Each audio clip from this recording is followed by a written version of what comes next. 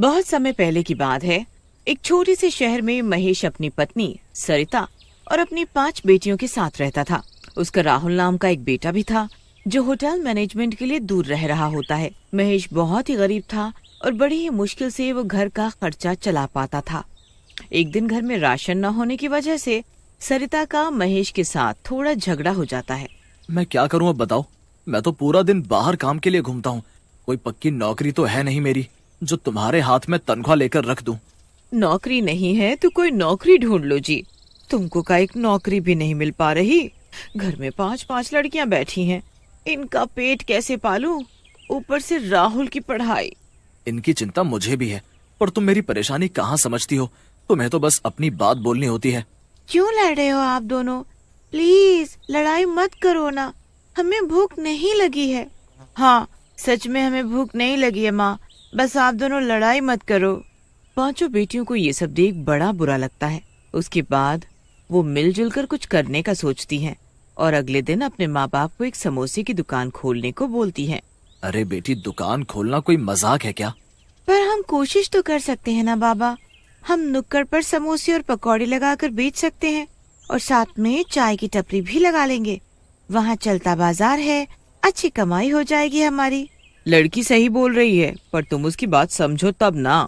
हम 5 बहनें हैं ना, हम सब आपकी मदद करेंगी।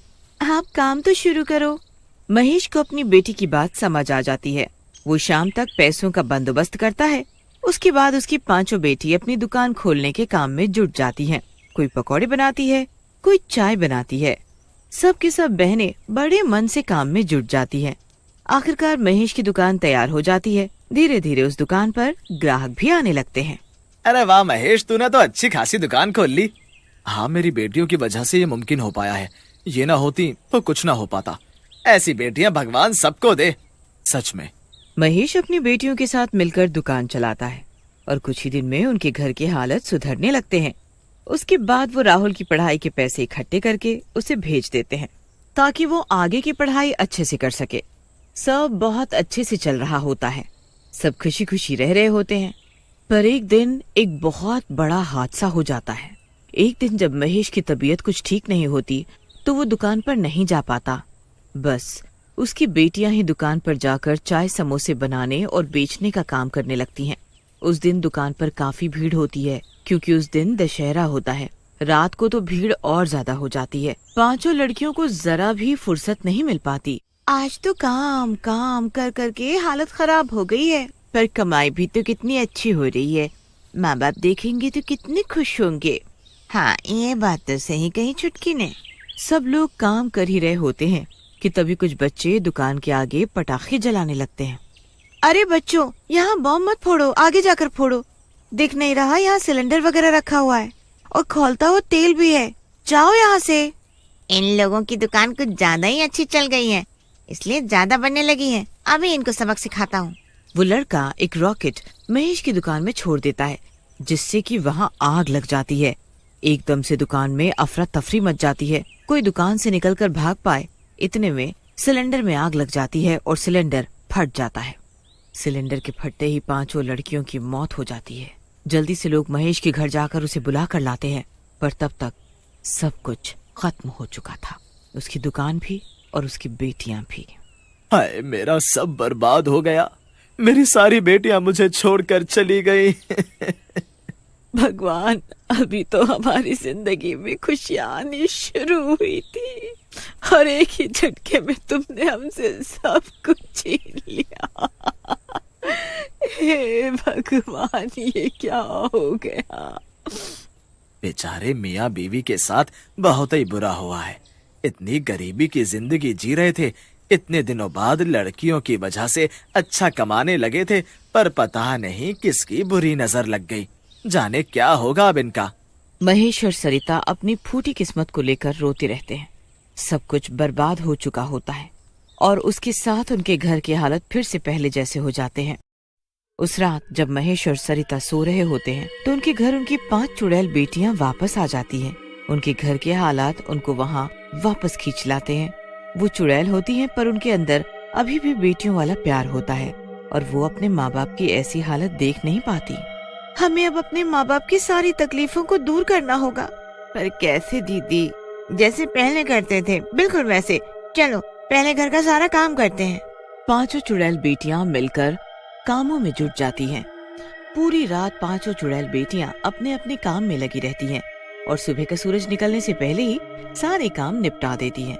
सुबह होने पर जब महेश और सरिता उठते हैं तो घर को इतना चमकता हुआ देखकर बड़े हैरान होते हैं। ये घर तो कल रात तक इतना गंदा पड़ा था, ये इतना साफ कैसे हो गया? ये सब किसने किया आखिर जी? सरिता रसोई में जाती है तो वहाँ ढेर सारा खाना बना रखा होता है और उसके साथ ही समोसे और पकौड़े भी। साथ में बर्तन भी एकदम चमाचम चमक रहे होते हैं। ये सब क्या है जी? घर में खाने का एक भी दाना नहीं था। मेरी भी कुछ समझ में नहीं आ रहा है। जो भी हो, अब आप जाकर इन समोसे और पकौड़े को दुकान पर बेच दो। कुछ पैसे तो आएंगे। हमें राहुल के लिए भी पैसे भेजने हैं ना। हाँ, पर दुकान तो बिल्कुल जलकर राख हो रखी है। अरे तो जाकर हम सफाई कर लेते हैं। सरिता और महेश दुकान पर समोसे और पकौड़े लेकर जाते हैं तो वहाँ दुकान को चमचमाता देख हैरान हो जाते हैं। आखिर ये कौन है जो हमारी इतनी मदद कर रहा है? जो भी है भगवान उसका भला करे, उसे खुशियाँ दे। सरिता और महेश मिलकर दुकान पर समोसे और पकौड़े बेचने लगते हैं। पहले तो लोग आने में थोड़ा झिझकते हैं क्योंकि उनको तो महेश की बेटी के हाथ के ही पकौड़े पसंद होते हैं। पर फिर धीरे धीरे करके कुछ लोग पकौड़े ले जाते हैं और समोसे भी खाते हैं। रोज सरिता और महेश को अपनी रसोई में पकौड़े और समोसे बने रखे मिलने लगते हैं और ऊपर से उनके घर का काम भी रातों रात कोई कर जाता है। फिर एक दिन उनका एक पड़ोसी भी जब वहाँ खड़े होकर समोसे का स्वाद ले रहा होता है तो अचानक बोल पड़ता है। बड़ी अजीब बात है महेश, एकदम वही स्वाद है जैसे तुम्हारी बेटी बनाती थी। मुझे लगा नहीं था कि तुम बिल्कुल तुम्हारी बेटी जैसे समोसे और पकौड़े बना सकते हो। क्या मेरी बेटी जैसे? सरिता जरा खाकर तो देखे हम भी कि कैसा स्वाद है इनका। महेश और सरिता जब पकौड़े और समोसा खाकर देखते हैं तो उनकी आंखें खुली की खुली रह जाती हैं। ये स्वाद तो बिल्कुल वैसा है। इसका मतलब हमारी बेटी ने हाँ जी, पर इसमें कितनी सच्चाई है ये कैसे पता चलेगा? आज रात हम छुपकर देखेंगे, तभी पता चलेगा। रात को सरिता और महेश दोनों सोने का नाटक करते हैं। उसके बाद उनकी पांचों चुड़ैल बेटियां वापस अपने घर आ जाती हैं। चलो बहनों, जल्दी जल्दी अपने काम में लग जाओ, हमें जल्दी से सब निपटाना है। हाँ, जल्दी जल्दी करो सब। सारी चुड़ैल बेटियां अपने अपने काम में लग जाती हैं। उसके बाद महेश और सरिता चुपके से अपने कमरे की खिड़की से बाहर देखते हैं तो उनकी आंखें फटी की फटी रह जाती हैं। घर में चुड़ैलें काम कर रही होती हैं। चुड़ैल? हमारे घर में चुड़ैल? हमें कुछ करना होगा सरिता, ये चुड़ैल हमारे घर में आखिर क्या कर रही है? महेश और सरिता को देखते हुए एक चुड़ैल बेटी उन्हें देख लेती है। दीदी दीदी, माँ बाबूजी ने हमें देख लिया है, जल्दी आओ। दीदी? मतलब सच में ये हमारी बेटियां ही हैं? सरिता और महेश कमरे के बाहर आकर खड़े होते हैं। अब उन्हें उन चुड़ैलों से जरा भी डर नहीं लग रहा होता। वो बेझिझक उन चुड़ैलों से पूछते हैं, तुम पांचों हमारी बेटी हो ना? हाँ माँ, हम सब आपकी बेटी हैं, जो उस दिन उस धमाके में जलकर मर गई थी। आपकी ऐसी हालत की वजह से हमें मुक्ति नहीं मिली। जब तक हम आपकी जिंदगी सुकून से नहीं भर देंगे, हमें मुक्ति नहीं मिलेगी। उसके लिए मैं हूँ ना दीदी, इनका बेटा और आपका भाई।